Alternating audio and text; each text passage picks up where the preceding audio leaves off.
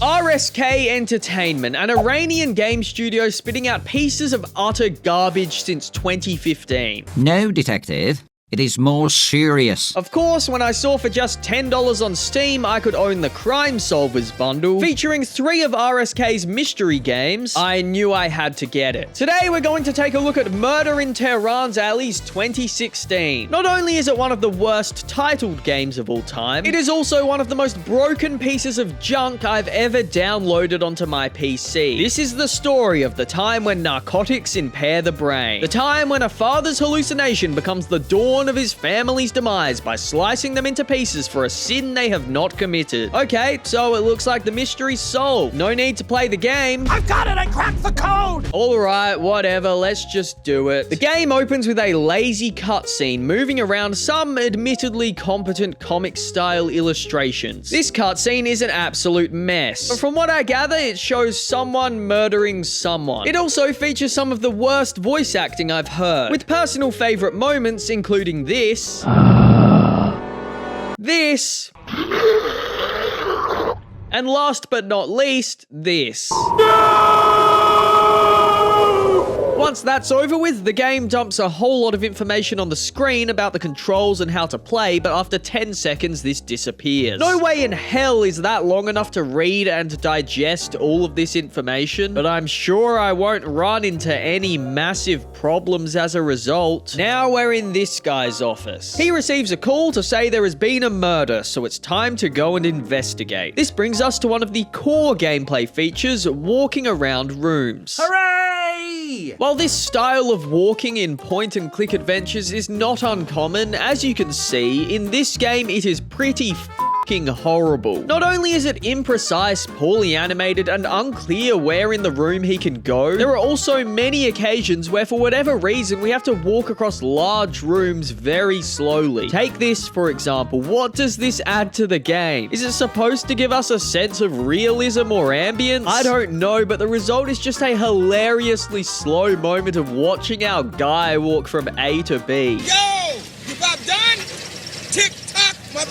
I come across a computer and sit down. The office computer is a lemon, and the internet connection runs at a snail's pace. Well, as they say, life's a bitch. Just divert all your problems to your dolls and you're done with it? What? I understood the first half, but you lost me at divert all your problems to your dolls. What the f*** are you on about? So once I was done reading whatever was on the computer screen, I don't know what it is because the screen is too low res to make any sense of, I decide to get up and leave. This is when I realize I don't know how to. I try all of the obvious buttons and clicks, but nothing happens. I pause the game and see there is a help section. Unfortunately, this is not in English. I guess when they did all of the English for the game, they totally forgot to do the help section. Eventually, I just gave up and restarted the whole game as I was only a couple of minutes in, and redoing those first couple rooms of walking would most likely take less time than trying to figure out how to get up off the computer. It's not a promising sign when you have to restart a game a minute in, so we do quite a lot of slow walking through various rooms until eventually reaching the outside world. We're then presented with a map of Tehran featuring 2 marked locations, where we are right now and the location of the murder. I click on it and I guess my guy walked on foot all the way. We arrive at the mansion, have a brief chat with this bloke waiting out front before entering the front gate. There's a tied up dog which barks for a bit. It seems that the dog wanted to kill me. I really didn't believe the dog showed any signs of wanting to kill our hero, but hey, I'm not the master of deduction that our lead detective is supposed to be. We take a stroll through the gloomy, spooky garden towards the mansion. The highlight of the garden is definitely this magic chunk of steps that seems to bend physics, changing the size of my guy whenever he goes up or down them. Upon approaching the front door, the game tells us to take a look at the thing under the chair first. Oh, sorry, I missed the square black PNG under the chair. This mysterious object under the chair is crystal meth.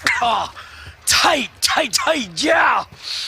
Because we don't have any evidence bags, we have to go and ask Gafori, the guy waiting outside, and then go and grab the bags out of the car to pick up the meth. This feels like an even bigger waste of time when I approached the meth, now having the evidence bags, only to prompt the same dialogue box telling me to ask Gafori for evidence bags. What do you mean you don't have any? We just got them. So then I go back to Gafori, but I can't speak to him because I've already had that conversation and acquired the evidence bags. Wow, this game is awesome. Eventually, I figure out what I need to do is bring up the inventory, click on the bag, and then click on the meth. Maybe if this was explained in an ongoing tutorial instead of a 12-second messy block of information at the start of the game, I would have figured it out earlier. Whatever. Now that we're in the mansion, the true nightmare begins. See, there are 4 spaces for us to access. This main foyer area. Then when we approach the mourning wife of the victim, it cuts into this space. Then we go up these stairs to this area looking down on the first floor. And through this door, we have the scene of the murder. The next 45 minutes of this game is one of the most directionless, tedious pieces of f***ing garbage I've ever experienced.